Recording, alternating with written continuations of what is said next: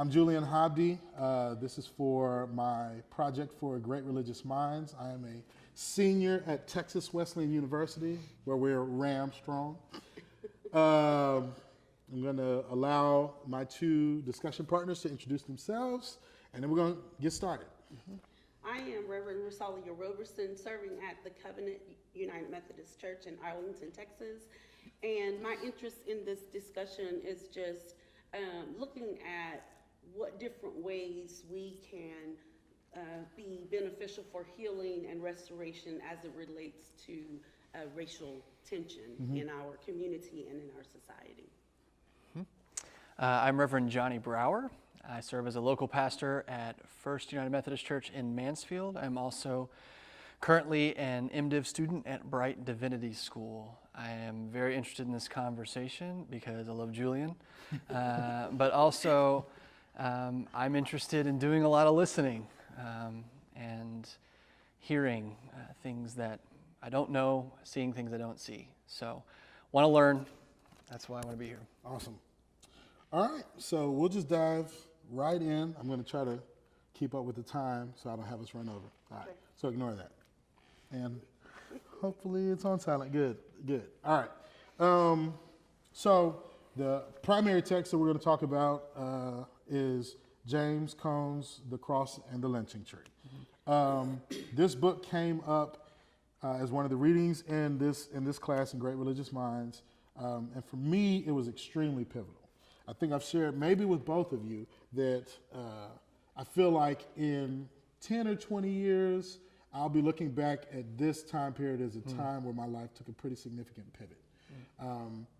Cone gives some language to this idea of the similarity between the cross and the lynching tree that for me is foreign in terms of I've not heard anyone talk about it in this way ever. And I think it's probably a problem that nobody is talking about it in this way, but great that there's a resource for it. So I think I'll start with me getting your impressions, particularly, we'll deal with the introduction first, then we'll move to the third chapter, which is on Martin Luther King's effort to redeem the soul of America. Okay. All right, so your impressions of the introduction of James Cone's primary idea, and what you got from it, what comes out as true for you or interesting? Well, I think in the introduction, one of the questions he asked was, and one of the reasons that he mentioned in the introduction was, how do we reconcile the gospel of liberation with the reality of oppression? And so just general impressions, it just gets your wheels thinking. Like, how do you put liberation and oppression together? Right. You know, how do and so just the introduction just already got my wheels turning about how is that possible? Yeah. How is it possible to be free and in bondage at the same time? Yeah.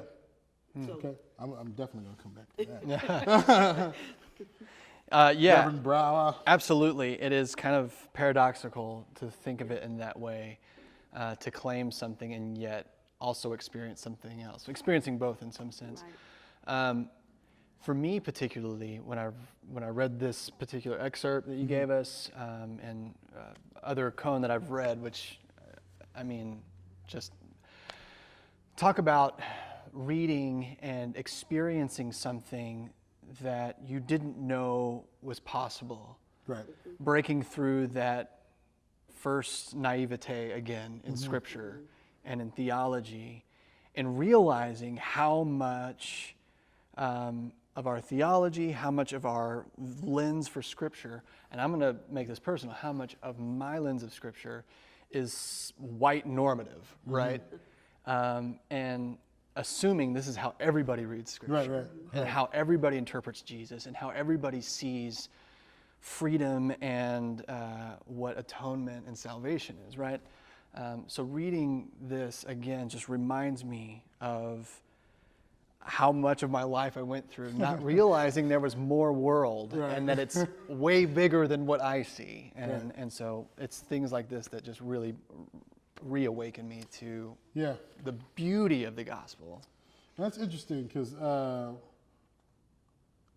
the notion of paradox that exists that Cone brings out is provocative for a couple reasons.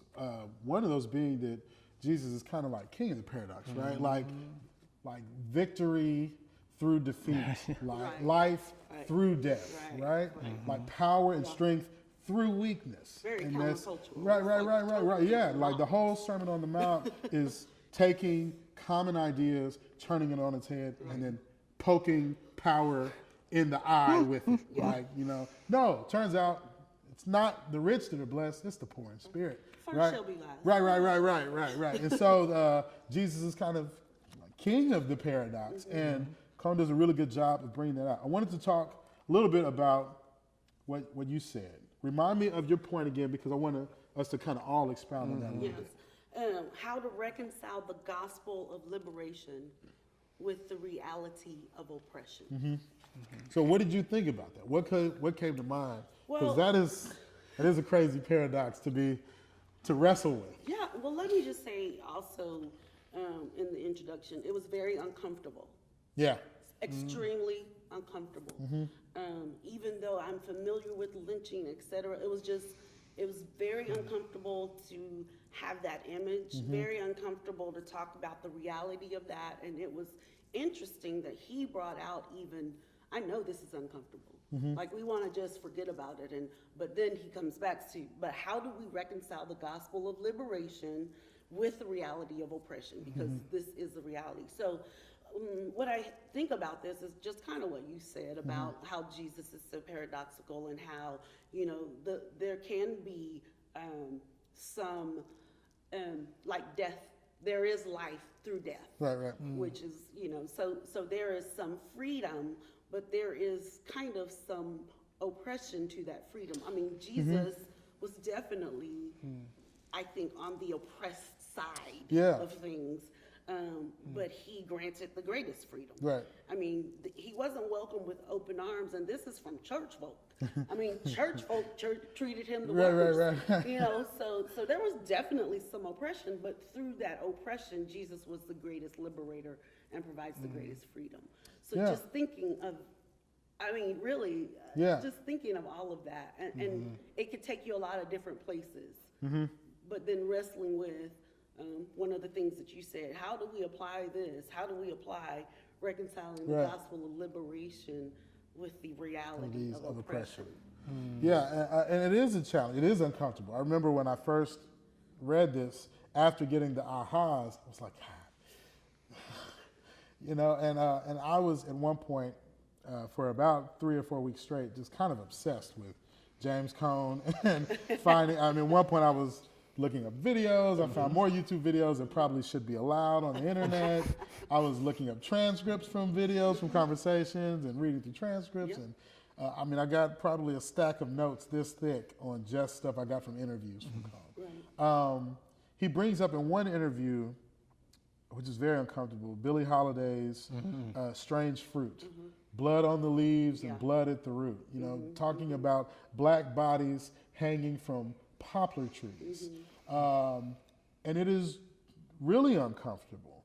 But I think to his point, in our country, in our society, in our time, we don't talk about it. And we were kind of talking about this a little bit when we were eating, that the thing that we're not talking about, we're kind of always talking about. It's always in the air and in the ether. It's in part of every conversation. And because the soil that this country was birthed in is kind of saturated and irrigated. I'm sticking with these horticulture metaphors, that it's kind of irrigated with the blood of these black bodies. We all grow up out of this racist, supremacist environment.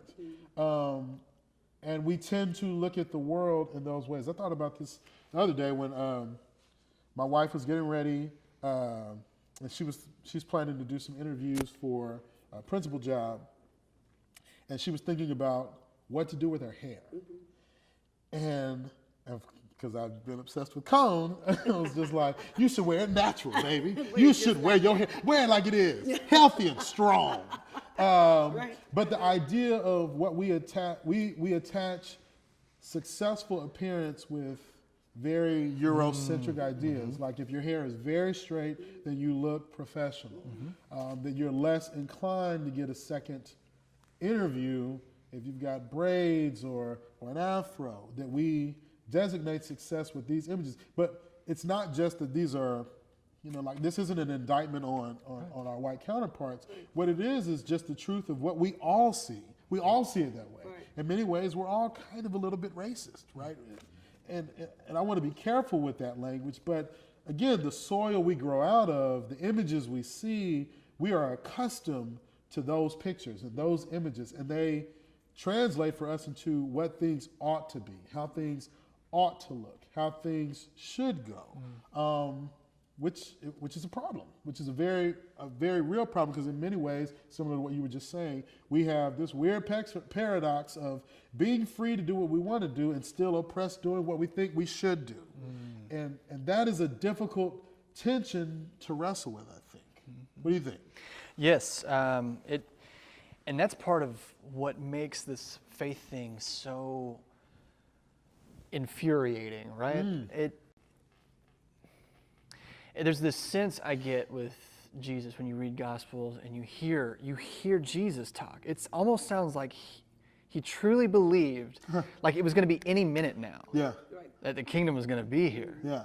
Like y'all just wait, And then Paul's the same way. Yeah. Every writer afterwards feels like it's any minute now. Yeah. And it's like they're all looking around, like waiting for it to happen. And here we are 2,000 years later, like looking around, waiting, and yet we have this opportunity to look backwards. And if I might borrow from Dr. King, you see this moral arc of the universe kind of moving in a specific direction. And when I do that, when I look back and I think, wow, this is the way God is moving. The kingdom is here, and yet still coming. Yeah. It's now and not yet. Yes. It's always and already and still to come. Yeah. And so you have this, I don't know if it's just two, but we can say a duality that exists, right? Yeah. Like this, a sense of freedom because you are connected to this almighty thing, right? This truth that Christ displayed, where he was able to absorb the worst. Yeah. Right? Yeah. And rise again. Actually, I think it is has been raised. So Right, somebody right, raised right, Christ right. up. They ain't got time for that. But you have this now and not yet. Yeah. If I can add to that. Yes, please do. So, and I don't want to go too far down this, but it just reminded me of another class I'm taking this semester. And we were reading They can watch this video N.T. too. Wright's Simply Jesus. And he's inclined to agree with you. And what brought it home for me, this sense of the kingdom being now and coming, what he related was David's story, right? So David is anointed king of Israel. At that point, he's king. But he's also not yet because Saul is still king. Right. And the kingdom was on its way. But the moment where people start to follow David as king, even though he hasn't been coronated, but anointed, he is acting as king, not as just civilian anymore. Right. It's a very different position. And so there is this sense of, going back to Cone, of our freedom being now and coming. Yeah. That it's not fully come yet. Yeah. But for him, and I think it's right, because of Jesus' work on the cross, in particular because of the resurrection, that freedom will come in more fuller sense. But the moment we start thinking, acting, and obeying the Jesus who rises up from the dead, we are allowing him, to kind of act, and I don't want to use overly exclusive language. We were allowing him to act as monarch, right? As power. And that gives us resources to combat the oppression that is also still present. Yeah. If we can see it that way, that the work that we have is helping the kingdom come. Yeah. And in particular with this, in bringing peace or shalom in the area of racial injustice. Right. And I think Combs brings a major point home that it's because of this similarity, this duality that exists between the cross and the lynching tree, that we have resources on how to deal with the lynching tree. Right. If we look back to the Right. cross, right? Any other additions to that? That was good. This make me happy. I got like 4 or 5 sermons just out of this section of the discussion right now. Just cite us when you, no. It's on record, so I have to. All right, but before we move on, anything else? No, I think that's good. And we talk about this, and this is where it gets really sticky with people of faith, right? Because we'll get caught in one of two worlds of this like spiritual freedom world. We have this hope, right? Because we have fear on one side and joy on the other. And hope means that the joy is possible, but we do it in spite of the fear, right? Like, Right. You know, we have this, but then there would be a critique of like, well, yeah, but there's also a sense of gospel being manifest, right? It's infleshed in the world. Right. And so when we lean too far to either end, we lose it. And often we find that our spirit, our soul, resonating with this now and not yet call is what leads us into action, even in what seems like hopeless situations, right? Even what seems like problems that can't be solved, but we march forward with the sure and certain hope that if not today, then someday. Yeah. But I will not wait till that someday. Right. I'm going, So I mean, Colm makes a great point. That's good about Jesus' resurrection, and ultimately is that the reason why we do have hope is going back to my roots is because he got up. Yep. Because he got up, there's right. I can face tomorrow. There's bright hope for tomorrow because he got up, and there are resources. There's power that gives us the ability to be able to deal with the obvious forms of oppression, and his case being particularly in forms of racial injustice in our world. All right, so I want to move us on a little bit. Okay. There's a line on the first page of the introduction that I want to deal with. So the cross and the lynching tree are separated by nearly 2,000 years. One is the universal symbol of Christian faith. The other is the quintessential symbol of black oppression in America. Though both are symbols of death, one represents a message of hope and salvation, while the other signifies the negation of that message by white supremacy. So, in this class, we talked about this principle of emergence, okay? And without butchering it too badly, essentially, complex things arise out of simpler things with the addition of other simpler things. So, in the example, let's see, do I have a pen? Let me draw this. I do. Oh, thank you, honey, for giving me this wallet that allows me to put a pen inside. That's great. what else you got in there? Nothing else, brother. Nothing else for nobody else. So this is what he did. We were in class, and my professor, he drew a line on a whiteboard. What is it? Well, it's a stick or a really straight snake, I think somebody said. A one, a line. Yes, all of those are accurate, possibly. Then he drew a second line. It's like, well, maybe it's about to be a road, or it's 2 lines, or it's 2 straight snakes, or 2 sticks, 2 lines. Well, then he continued and he drew more lines. He put line on top and drew a little stick figure in between. What does that look like? Jail, right? All I have drawn is lines in one circle, and the property of containment emerges, right? I didn't actually put us in jail. I just gave you, that idea emerged for you by adding simple things.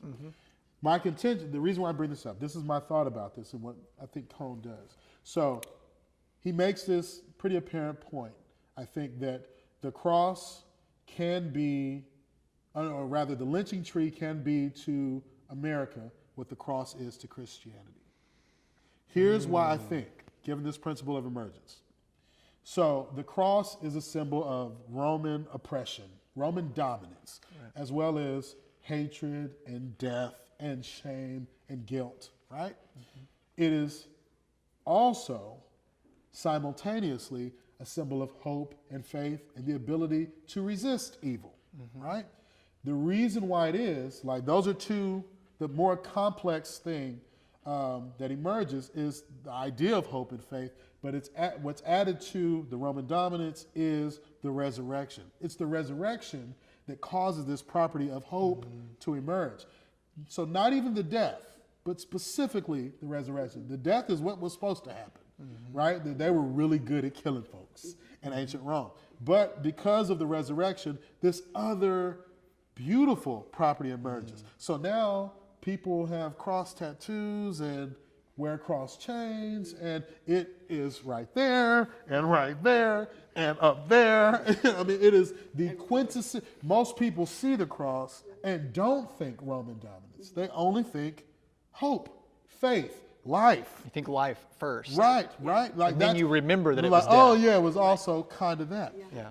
For me, here's what I'm thinking, that the lynching tree can be equally as powerful to America if we add this second story, the second narrative of marching through and dealing with the lynching tree and talking about it, and it can create this symbol of unity, of empowerment, of creativity, of beauty, but only if we can get to the life-giving story beyond the lynching tree. And I don't think we get there. I'm sticking with the crucifixion metaphor.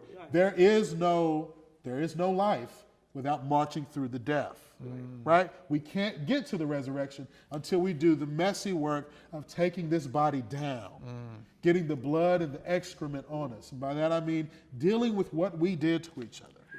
That this is the lynching tree is as much a symbol of America as apple pie and the stars and stripes. It is just as much a part of our history. Yeah. And so us not dealing with it prevents us from making America great again. That was for you, Dr. Pivotto. Well, can I say something about that? Please. First of all, I didn't particularly care for the connection with the cross and the lynching Okay, tree. good. At all. Okay. And let me tell you why. Yeah. One is, I mean, and there's this dance between the cross and the lynching tree, and I think it opens up avenues for discussion. You know, just kind of putting those, just juxtaposing those next to each other. However, Christ, you know, when I think about the cross, those are the natural things that happen, the Roman, Roman authority, et cetera. But really, you know, the scripture says he gave, while we were yet sinners, he gave his life. Yeah. So they didn't, to me, this is how I interpret that. Their lives were taken. They didn't kill Jesus. Yeah. To me, Jesus gave his life. Right. Because we all know he could have, with the bat of an eye, destroyed everybody. But to fulfill prophecy, love kept him on the cross. Right. Exactly. So Jesus gave his life. Yeah. The lynching tree, nobody gave. Yeah. Nobody said life was taken. Life was taken. Yeah. And so I didn't like the. Yeah. I really didn't like the similarity of the cross and the lynching. That's tree. interesting. For me, because Christ gave. Yeah. I can't think of his name. Emmett.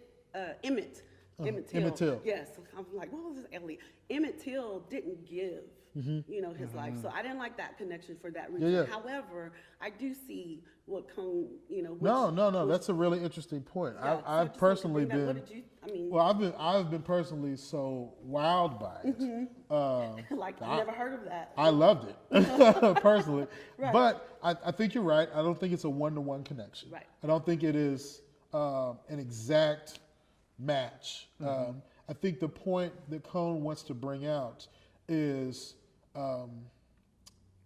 the ability for one, we need to recognize, I think that what I was saying a minute ago, in terms of there was a tragedy that happened here. There was a gross tragedy that happened in both circumstances. And that there is an ability for us to get to this kind of resurrection-like story only if we deal with what happened, right? In many ways, and similar in our church and in our denomination and in some of our theological circles, there are many people who deny the resurrection, right? Which kind of defunks the power out of, I think, our story, right? As shared, like that. If it didn't, Paul would say that if it didn't happen, that we are to be pitied above everybody else, right? It's like churches on Palm Sunday that don't want to talk about the passion. Oh yeah. You know, they want to deal with the bloodiness. They don't want to deal with the. Yeah, and I think so. To that point, I think that's kind of Cone's point: is that we need to deal with what happened, and to deny it is to deny the power that comes out of dealing with it. But you raise a good point, and I don't think I didn't go there at all because I was just like, right on, brother, right on, Dr. Cone.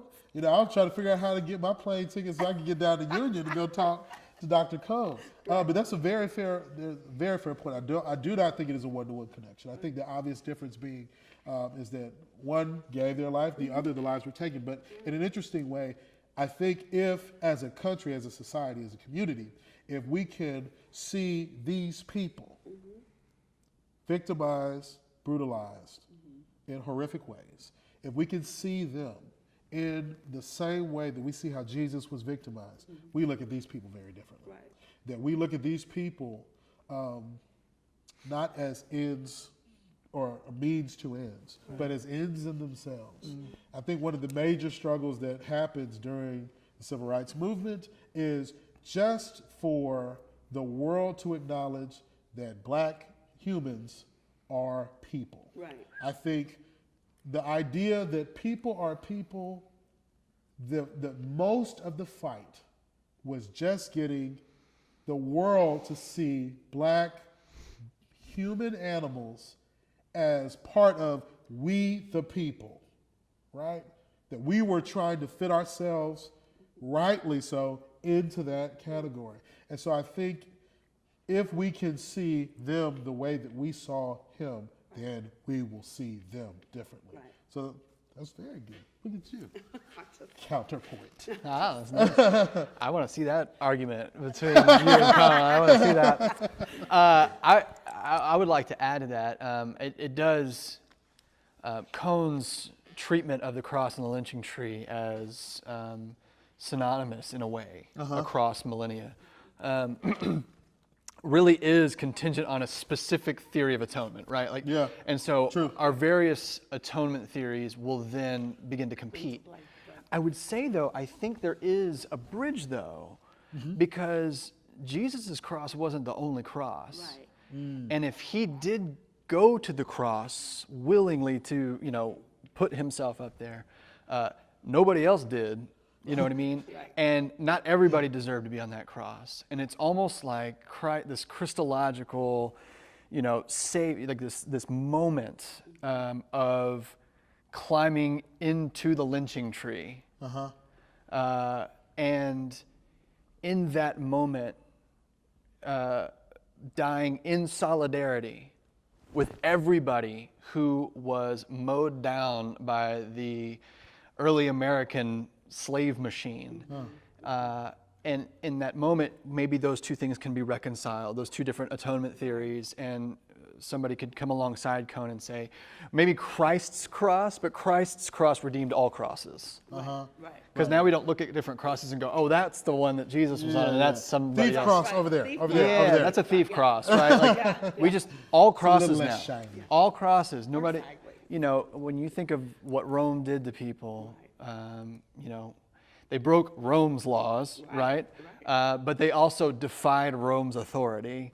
Right. And so everybody, the millions of people that suffered the humiliation and the torture of the cross, and the families of those people and the nations of those people, were redeemed by this one cross. You brought up something that was interesting, because what I obviously agree with is, the difference between Jesus giving his life and people having their lives taken from them. But you said something that just made me think about that. But it was Rome who put and the Jewish aristocracy, Religious folk, right? Yeah. The church folk. I love y'all. They put him on the cross. Yes. He gave his life. He willingly stayed, right? So there's I think the distinction is between like the people who were on the cross. But Jesus was himself, brutalized. He allowed himself to be subject to it. And it was for him, he committed no crime in the same way that these slaves committed no crime, no actual moral offense. Right. That they were just people, they were things at the time that were taken, right? And so they, in both ways, they both are marched to their crosses, right? And I think there's a very powerful idea that really you're both bringing up. And in particular, the fact that Christ's cross redeems all crosses. And that we then have an obligation to ourselves, to give ourselves willingly, I think, for this cause.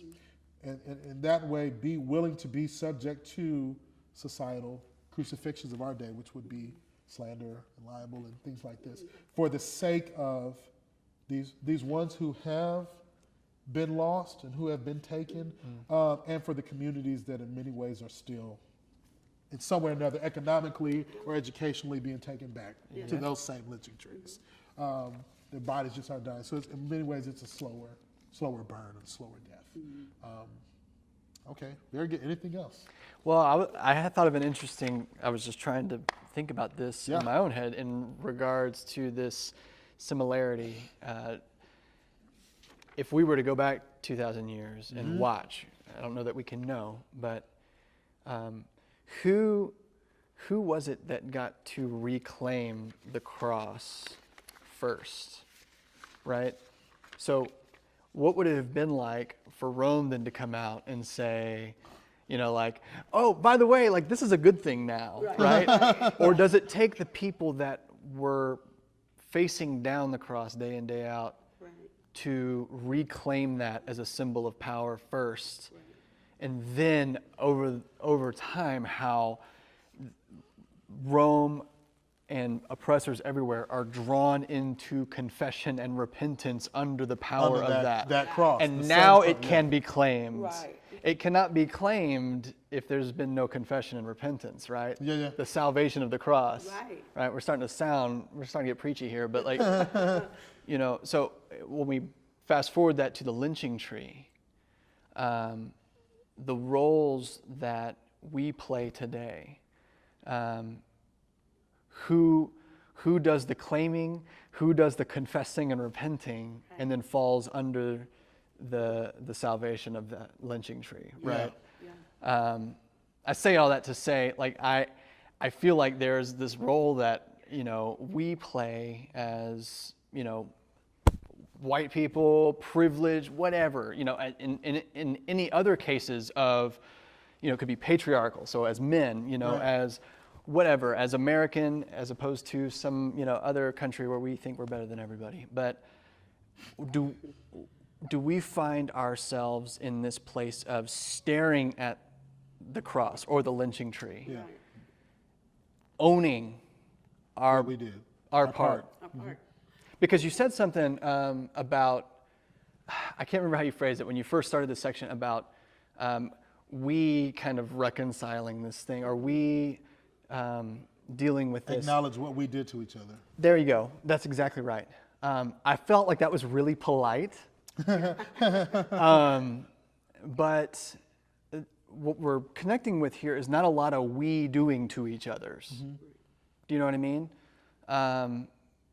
There is a very active role that I think many people today who would say racism is a thing of the past, it doesn't exist, right? Like this is, or what I hear a lot is, well, this is a two-way street, right? And I'm like,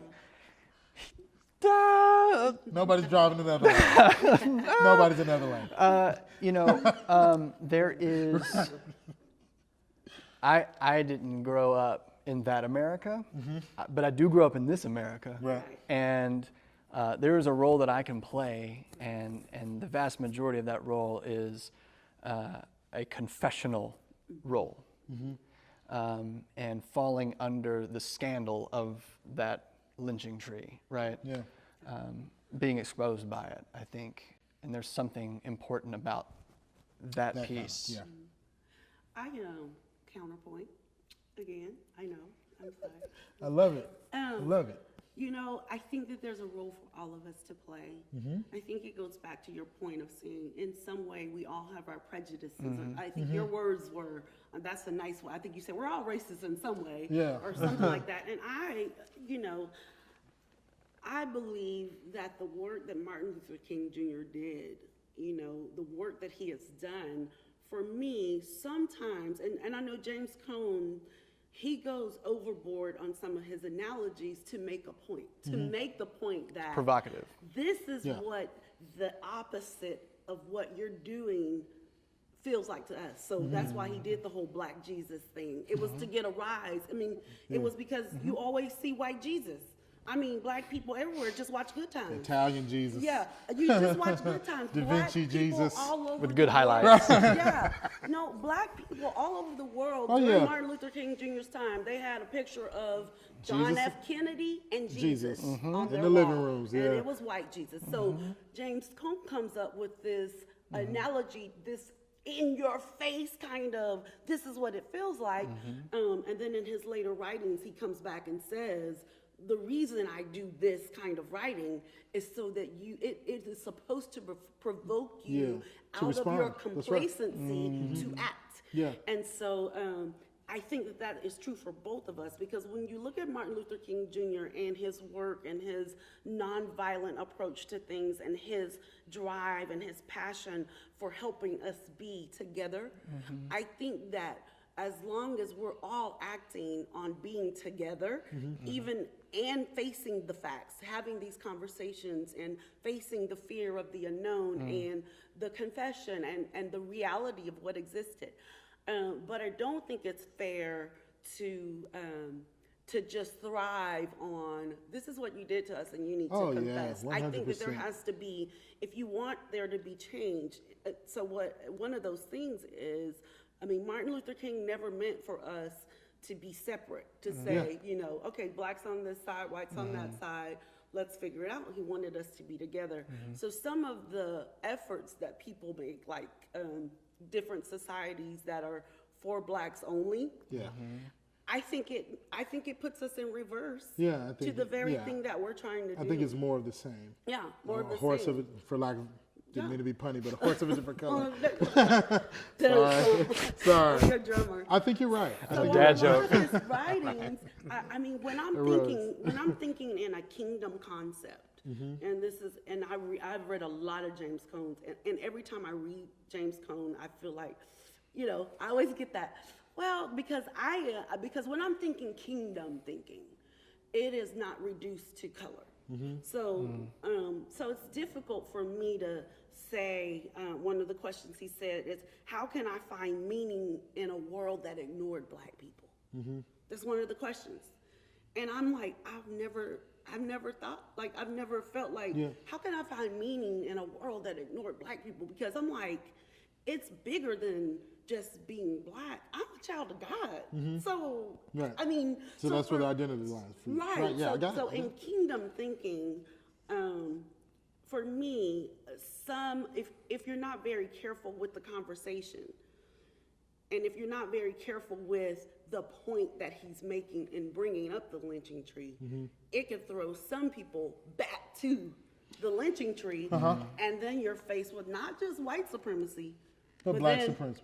So this is, Right. I think, what Cone tries to do in many respects is to bring the best of Martin and the best of Malcolm in one space, Right. which is hard to do. I mean, to do Yes. a synthesis of that is hard to do. Yes. But because for him, I think he, similar to what you just said, identifies as a Christian, but that Christianity should have no subjugation of his Blackness.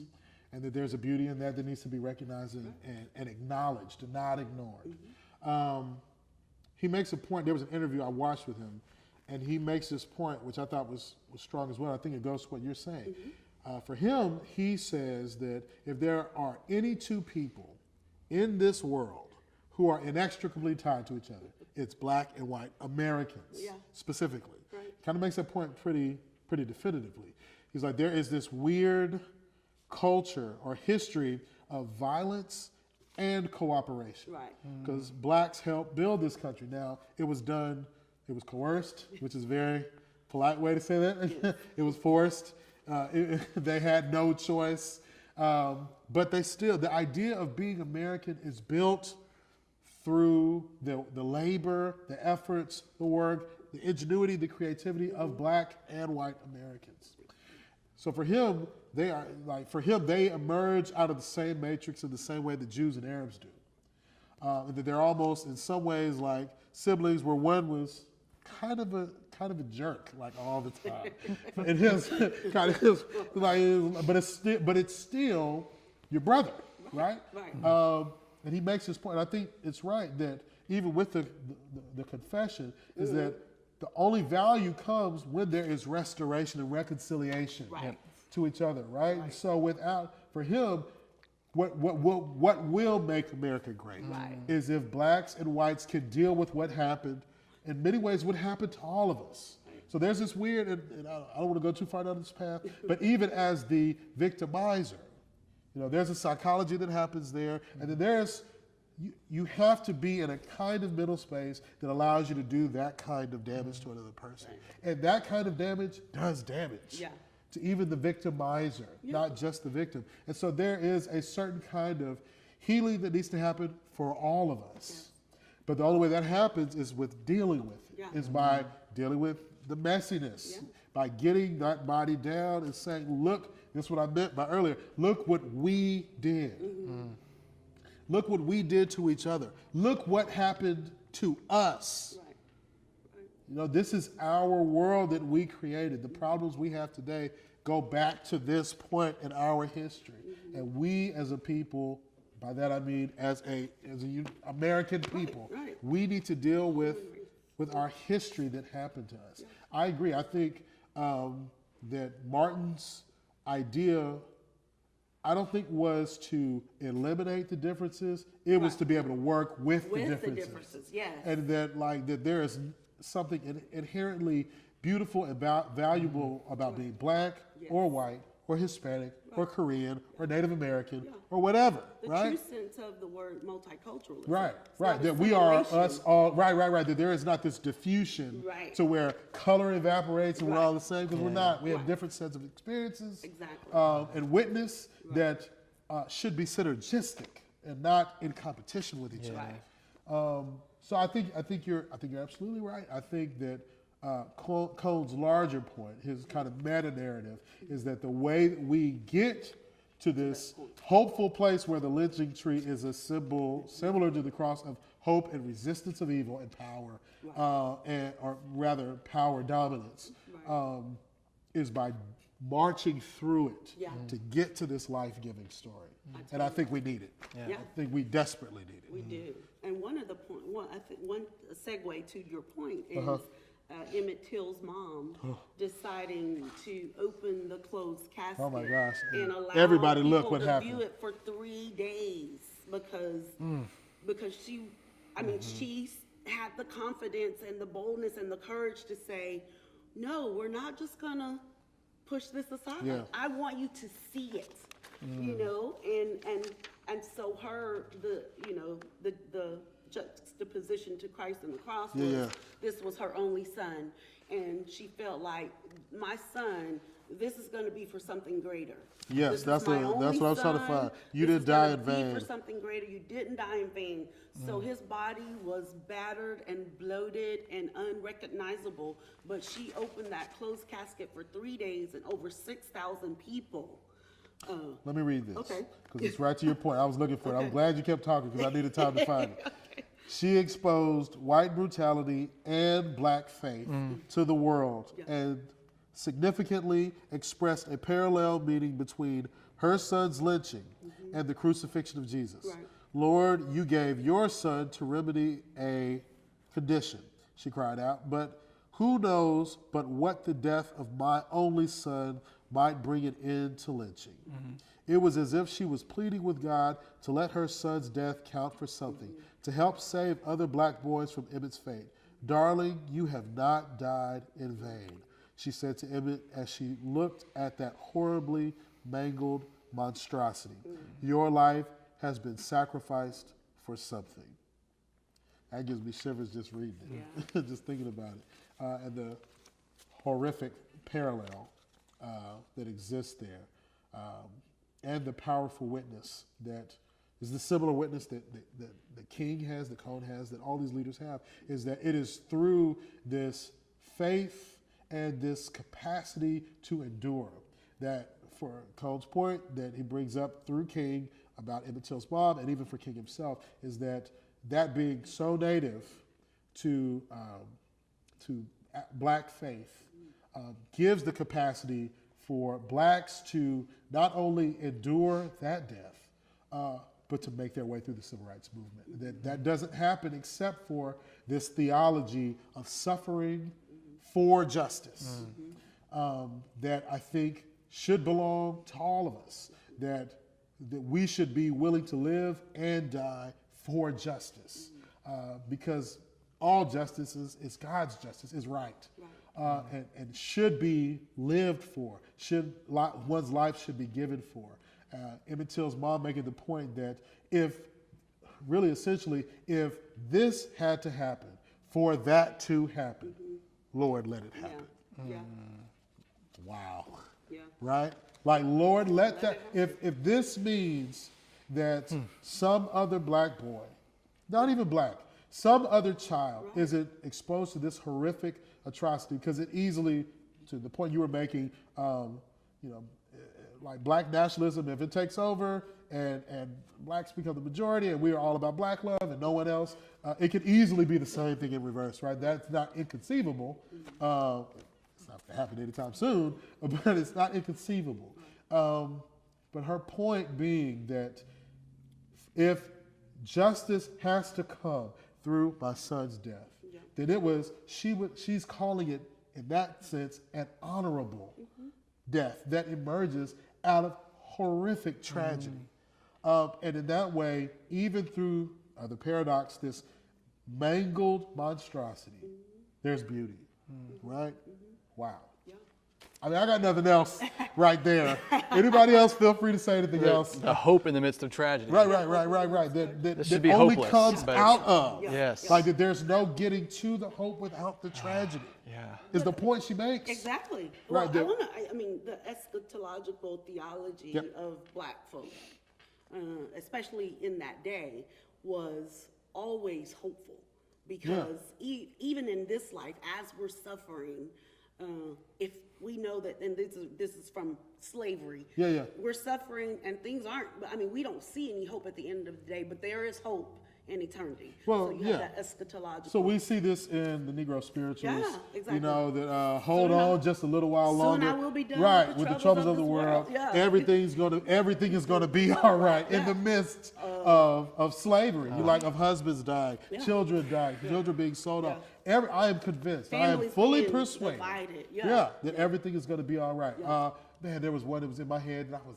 Soon and very soon. Going to see the kid. Well, right. And so that there's this theology that death is the way to life. That the only thing that the master could not take is my eternity. That's right. So the life can go, because when I'm gone, then I'll finally be at rest. Right. Awesome. But that hope only, and it is an incredible thing. And I was thinking about this the other day, that one of the things that black Americans certainly bring to the table as a result of our history is the capacity for any human to endure. One of the projects I was going to do, other than this video, was to kind of create this black cultural theology that emerged out of black American music, namely spirituals, blues, and jazz. To use that music to pull out some theological threads and hope, even, in the blues and the jazz, and especially the spirituals, even where there is seemingly hopelessness, kind of wraps around to this hopeful idea that eventually, like even, there was another song that was in I have all this music in my head. The guy was gonna lay his head down on the tracks, and as soon as that train comes, I ain't no fool, so I'm gonna pull it right back. Like that, I do not have within me the ability to let go. Right. That hope is even in the secular blues, that tradition of endurance threads its way through the Black experience. Never giving up.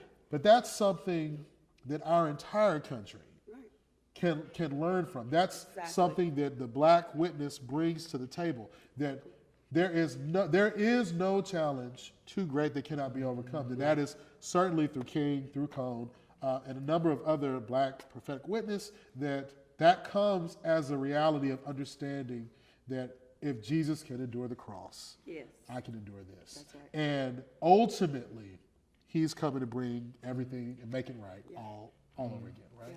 Yeah. Powerful witness. I have another point to your point. Go for it. And it goes deeper into that, the lynching tree. It's, when they were talking about, Niebuhr and King, and how King, there's one thing to have something in theory and to write about it and talk about it another in thing the in practice, classroom. yeah. But Martin Luther King Jr., Reverend Dr. Martin Luther King Jr., because I want to give him all his love. Everything Give it. Reverend Dr. You earned Martin it. Luther Yeah. King Jr. Yeah. He talked about, and this goes to the conversation about hope and not giving up and justice. And he was so passionate about all of that he was willing to die for it. Oh, yeah. And that goes back to that parallel with Christ. Oh, yeah. You are so committed to something that you're willing to die for it. Yeah. And so I want you to talk a little bit about that, talking about, we can talk about it and Yeah. we can theorize about it but we have to Look at take that. action. Making my segue for me. Oh, Nicely done. Oh, well, I have all these, that was a really great read. So I have all these, Ideas, yeah. thoughts. So in the class, when I presented this particular talk, one of the things I played was a clip from the movie Selma, where Martin is joking, Reverend Dr. Martin Luther King Jr. Junior. Old Martin, Not ML. Not Daddy Martin. Right, Junior. There's a point where he had been joking about his death, and Coretta did not think it was funny. Right. She leaves out, and she's packing his clothes because he's getting ready to go on another trip. And he calls Mahalia Jackson and has her sing to him.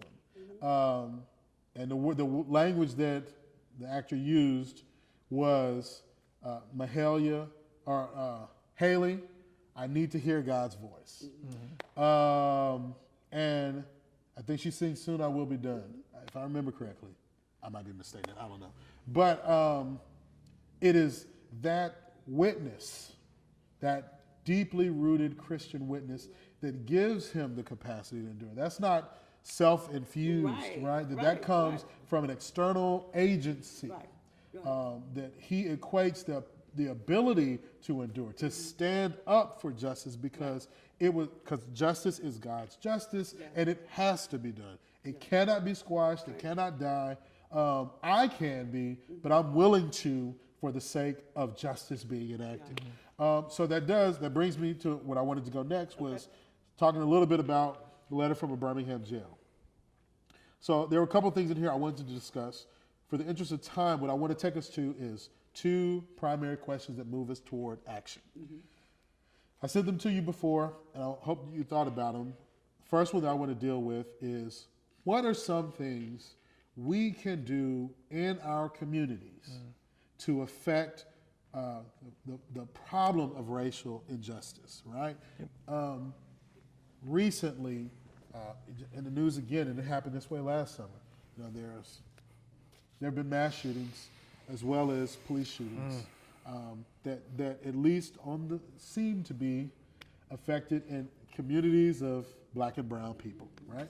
I don't want to make any indictments or any definitive statements, but it at least seems to be, right? So what are some practical, tangible things we can do? Now, part of the reason why I have this discussion this way, both of you are clergy persons. You're done with seminary. You're almost done with seminary. You're not far removed from the theories, right? But are actively engaged in Making disciples of Jesus Christ for the transformation of the world. That was for Bishop Lowry. Yeah. All right.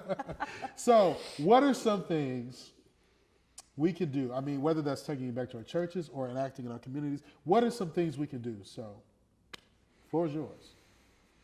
Rezolia, I I've been looked talking right a at lot. you. Well, I've been talking so much, but you look like Yeah. you're thinking. Well, I will speak out of my ignorance first. I have over the years, as scales have fallen from my eyes. All right, Paul. You know, he said some good stuff. I have found this deep need, and I can say, sure, everybody should do this, but this is me. I can speak personally. Yeah. To embrace that pain of the scales falling off and seeing things, the humiliation of realizing I just now see this. Yeah. Let me shame. There's a lot of people that look like me that just now see it. Well, yeah, and so there's a humility that is beyond humility that I am experiencing, and I'm actually now seeking, looking for. And part of that is the spiritual discipline of being in uncomfortable places. So let me put it this way. That'd be a great spiritual practice. You got retreats, you got prayer, be in uncomfortable I have the places. spiritual gift of making it awkward. So, so here's one example. We have in Mansfield, there is a celebration every year out at the park, off Broad Street, the Juneteenth celebration every year, and we get invites via Facebook. You see it come out, right? Well, my wife and I started attending a couple of years ago because we're like, we need to go to this. Like, this is our community. This is our we need to go. And when we went, we were one of 4 people that were pigmentedly challenged. And we showed up, and luckily what made us brave enough to do that, just knowing, because, in all of our, I'm going to say ignorance, you just don't know. Like, is this, are we welcome? Is this for, is this for okay? us too? Is Is this okay? Yeah, Is this okay? Do I need to call ahead? Like, and Should I bring someone with me? And I happen to have a friend from the church who's been on staff forever who is so deeply connected to the entire community, was the one that invited me. And so I came and I saw her and we're like, yes, okay. And so we ran over there and said hi, and she started introducing us around, and it was like it was normal. Yeah. And the reception and the joy that was going, I mean, it was just fun. The bounce houses and the food and the music and the raffles and the kids playing. I mean, it was just, dude. And it was a party, and we love parties. And I mean, I'm going to be completely honest. The whole time we were there, I never got fully comfortable. Yeah. Not because there was a fear or anything. It was just this is not my place. Yeah. And yet, when we left, we both looked at each other and we have to be here. Yeah. And other people have to be here. Yeah. And so every year, kind of modestly, it's grown as far as new people attending. But there was something about the story of Babel in Genesis and being walled in with all the people that speak the exact same language and look the same and act the same. And God was like, nah. Confused. Yeah, no, diversity is the point, right? Boom, that, you're not getting it. And so when we find ourselves in places where we step out from behind our color-coded places in society, and step out and go man, let's just celebrate each other. This is something that we should all be celebrating as Americans, because this is especially Texans, right? Right, exactly. This, this is a big, this Yeah. is a moment, right? And you raise a really good point. This is our moment. Yes. Like that's something that happened to our culture with the Juneteenth celebration, right? Yeah. That's just for all of us. Right. And what it should be is celebrating freedom coming to our shores, Yes. literally. Yes. I mean, it was late to Texas. That's Yeah, what I I'm saying. mean- We just got the word. Right. People been gone for some years and Yeah. been chilling and we didn't even know. Got right? lost in the mail. I don't know what happened. Exactly. Something happened getting the Galveston. But it is Pirates. It is I don't know. it is our celebration, and Yeah. it should be seen that way. That it is Right. not. It shouldn't just be a black celebration, right? It is our celebration. And not That's in an really the point. appropriated way. Yeah. Anybody's freedom is everybody's freedom. That's right. I mean, that's exactly right. and this is, to me, there was just a sense of presence Yeah. that is, for me, I'm taking baby steps, and that's my first baby step. That's just a huge- being that's a huge present in step. places that are not just the places where I'm comfortable being. It may be a small step for you, but pretty significant step for Well, mankind. yeah, See what I did there? That's for you, Buzz. That's for you, Buzz Aldrin. Buzz Aldrin. So yeah, that's just something. And Bethlehem Baptist Church there, right down the road. Mike Evans. We've been hosting some sort of dialogue with Yeah. leadership there, and where our leadership of our church is just listening. And there's a lot of trust that's got to be built there. Yep. Because Mansfield was a little late to the party too. whew, we can go there, but there is a tendency for white churches, white pastors to want the black friend Yeah. that legitimizes them. Yeah, and It's still exploitative, right? well, Like, because it's just about assimilating. Like, come join us where we yes. are Yes. and be a part of our. We thing. want a multicultural church if you'll come do it our way. Yes. So, and here goes, we're not singing that. We will give you Israel. Yeah. Yeah. Lil Tomlin, Right. only at the contemporary service. Right. Right. Right. But you raised an interesting point that reminded me of something that our bishop said a couple of years ago when we were planning 1 year for annual conference, and we were going to be dealing with the emphasis of cultural competency, which is an interesting idea. But he said something in a meeting that stuck with me, and that was years ago, which was you cannot be competent in a culture to which you are not a part.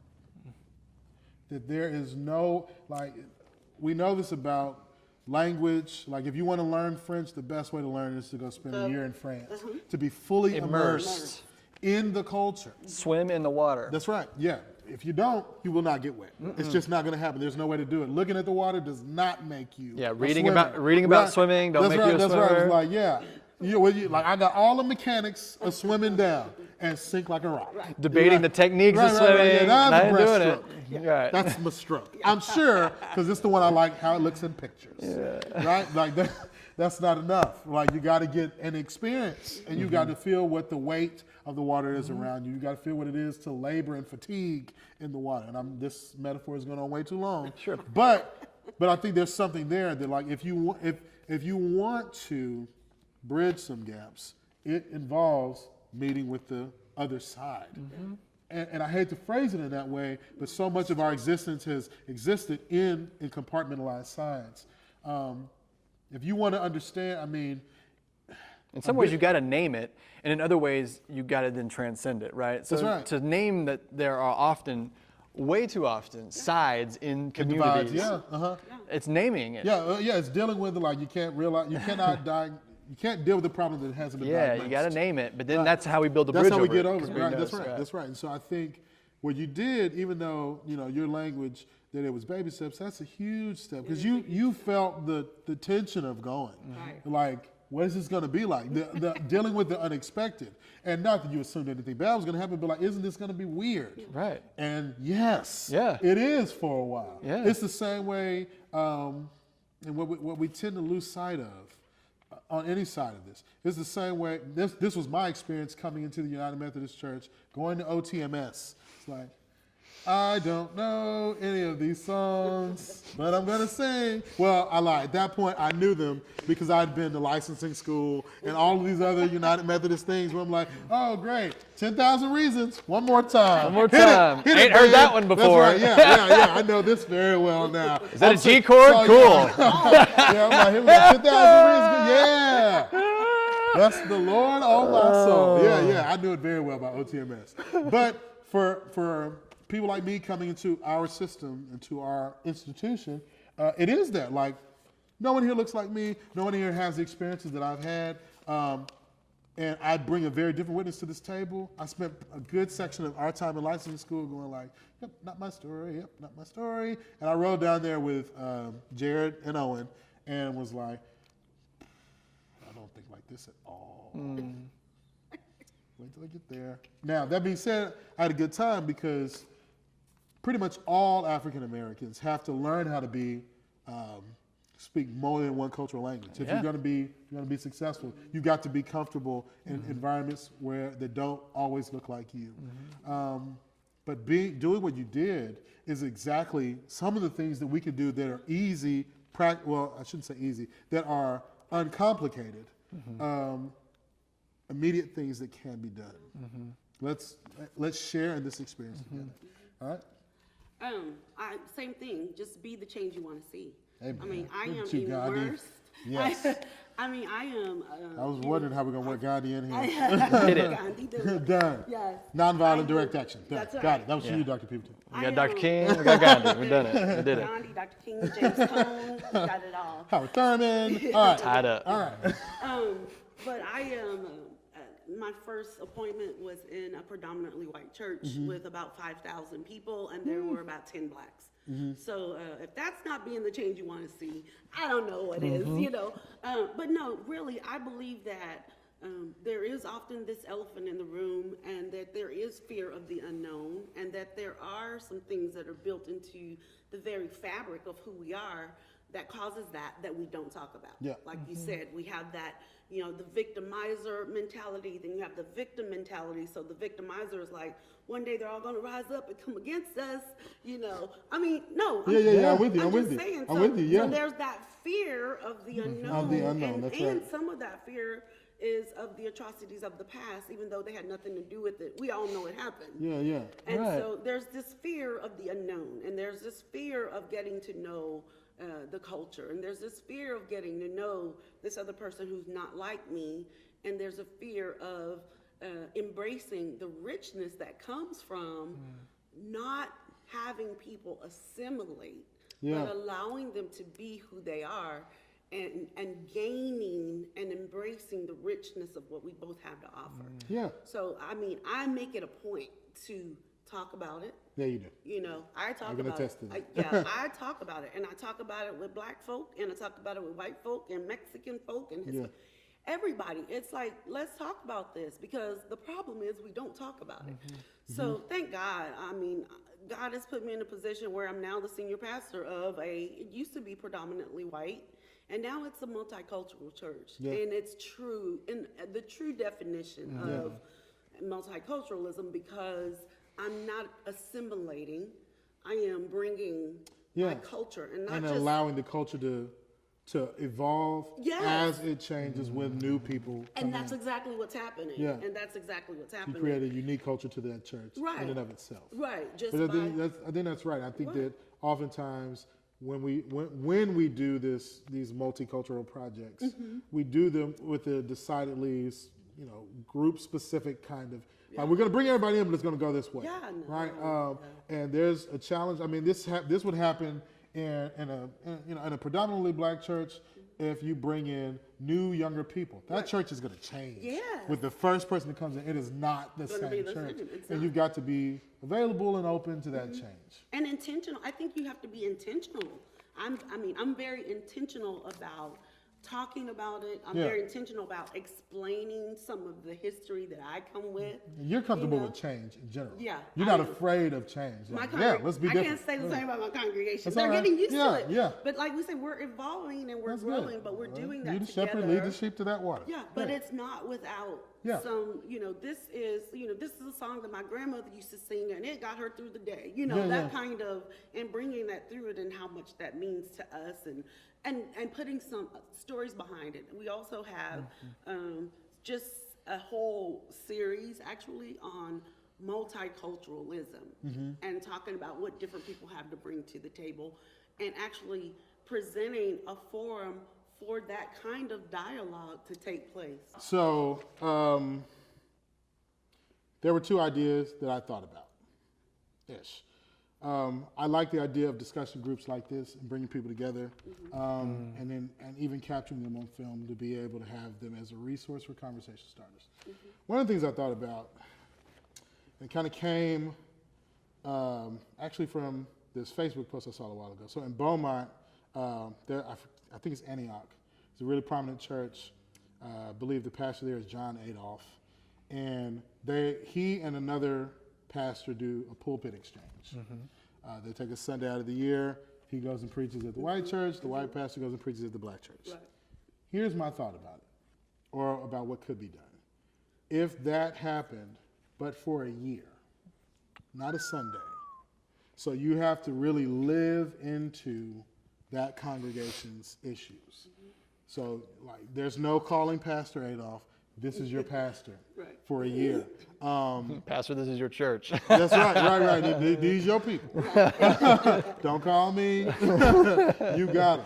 There were churches of comparable sizes, so there wasn't, like this. I don't even know how they did the pay or how that would be done, and probably whatever. But I think about doing it that way, to do it for a full year. Because I think that there would be some different kind of learning things. I think pulpit exchanges are cool. I think they're great. But all of us know guest preaching is very different from home preaching. That's right. You can say something, and whatever the fallout is, you all got to deal with it the next Sunday. Sorry, man, I messed up your church, but I know you won't call me back. No problem. But is my check gonna clear though? Yeah. That's what I need to know. But I thought about doing that for a year, and as a practical thing. I myself am thinking about young teen boy mentor groups and doing something like that. That the church that I grew up in many ways was very progressive. I was in high school, and we would do talks in an anti-defamation league where we would go visit a Jewish synagogue, and we're talking with kids about what it means to be Jewish and what their worship looks like, different from ours, and all that. But that kind of exposure and awareness and enlightenment, it changes you. I think that any exposure changes you. It might be good or bad, but all right, so those are some practical ideas I have.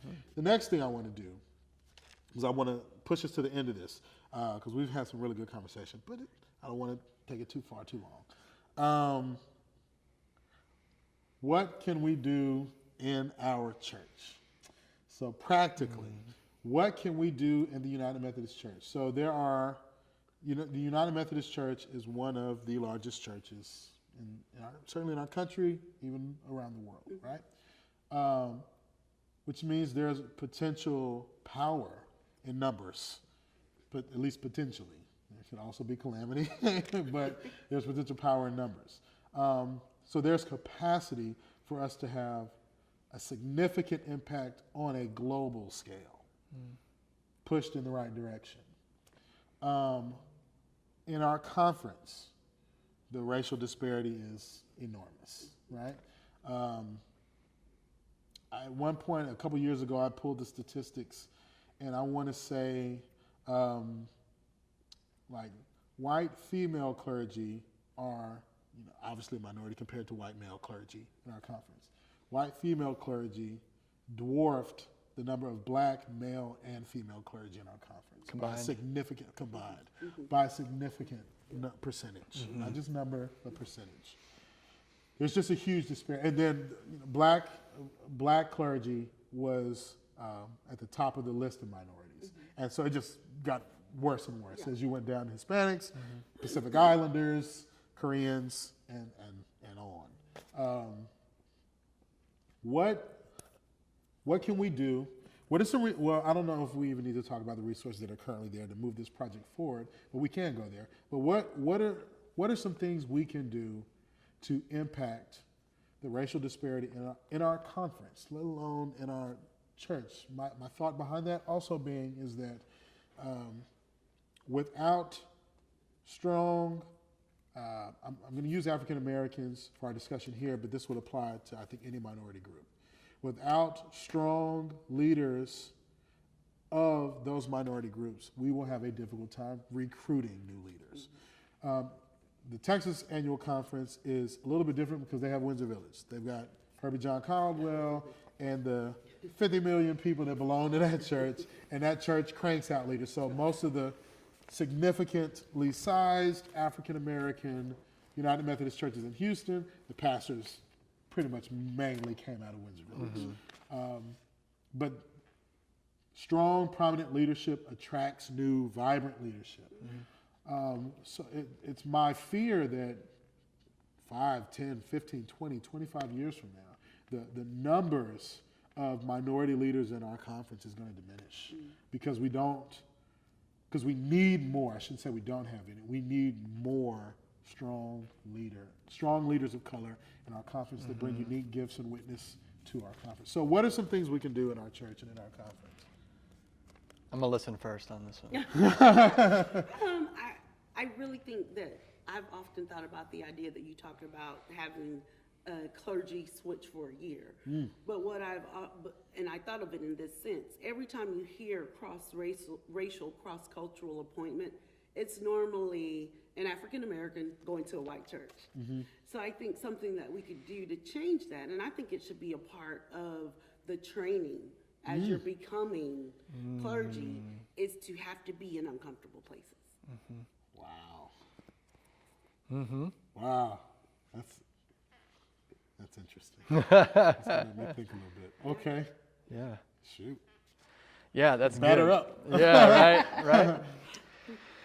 Yeah, I don't know where this begins. I have all kinds of issues with the process of becoming a leader in the church, being ordained, things about it that I love and appreciate and admire, and things about it that I think are not intentionally so, but are synonymous with other institutional systems that set up these invisible roadblocks along the way that act almost as filters. And what you find is the further up stream you go, the wider it gets. Do you know what I mean?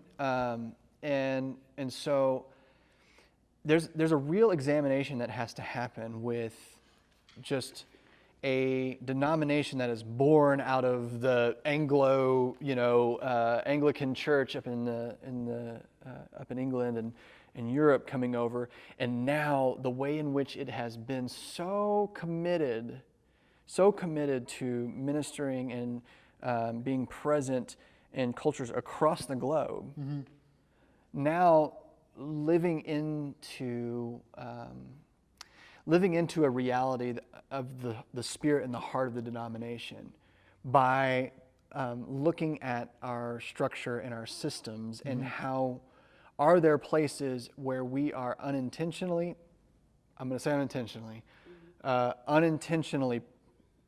putting up sort of color filters. So I do think there's some examination there that we need to do as a denomination as a whole. But I would agree with Rezolia that so much of what we learn by being present to it.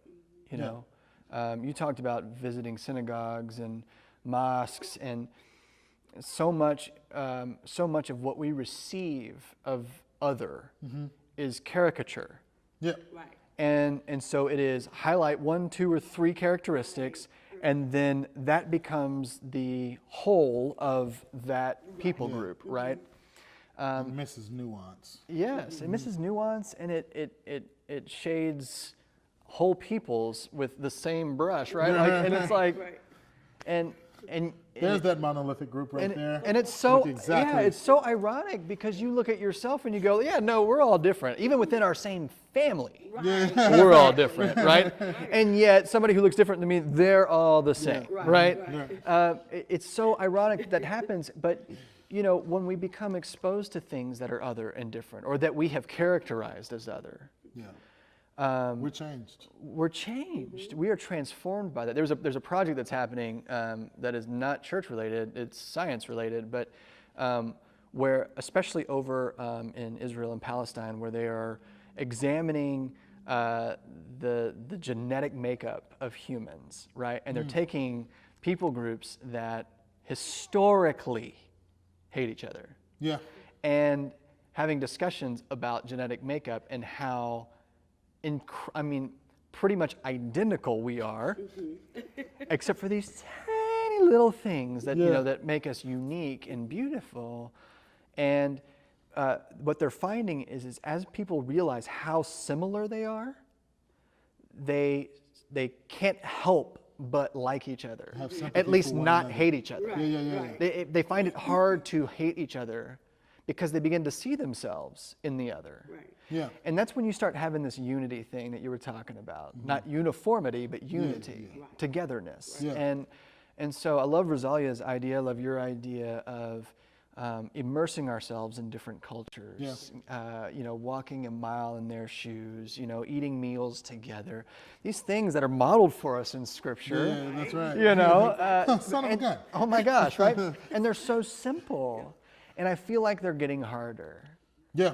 Because we are getting more distant from one another. We're becoming less interpersonal, we're becoming more boxed in and fenced in, and